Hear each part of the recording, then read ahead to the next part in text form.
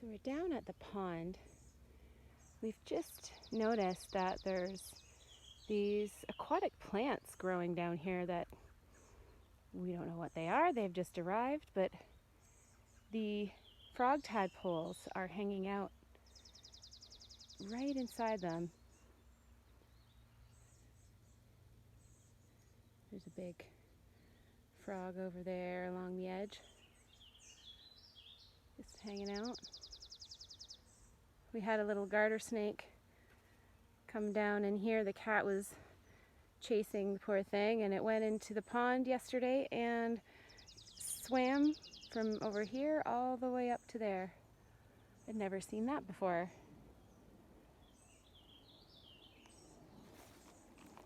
There's all kinds of little toad tadpoles in here too. A lot water spiders, little rowboat bugs.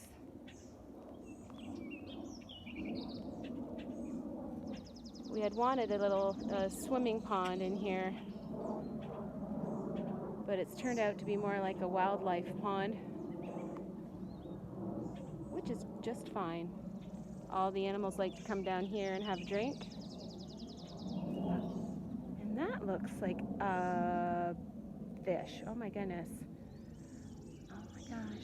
I haven't seen that before. Other than chubs, our resident goldfish, that is, oh my goodness. It's like, I don't know, 4 inches long? I wonder what the heck it is. That is so amazing. I know Phil put a bucket of tadpoles in here last year and we thought, oh, nothing's come of it. Oh, that's so exciting. Wow. So Phil's just caught the little rock bass that's been living in our pond. We wanted to see what kind of fish it was. He was thinking it was a rock bass. There, it just bit the hook. Oh no, it didn't. Hold on. I'm gonna safely get the hook out without hurting it. It swallowed it pretty good. Oh, look at that beautiful fish.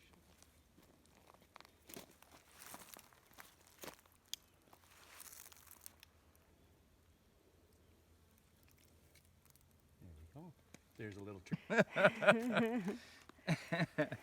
It was hiding in these water plants over here That's incredible. that just kind of showed up. It just makes you want to stock this. If it can hold that kind of life, it makes you think, oh man, you could put a few trout in here, and I don't know whether you might be able to feed them with something really kind of half decent, and then they would, in a few months, you'd have beautiful fish. Oh, that would be nice. So we heard back from the experts, pond people in air, and they suggested getting some bentonite clay and trucking in a whole lot of water. And so if you truck in the water and fill it up as much as you can, and then you put the bentonite down, and then it should get sucked into any kind of leaking area. So we're just trying to research that right now.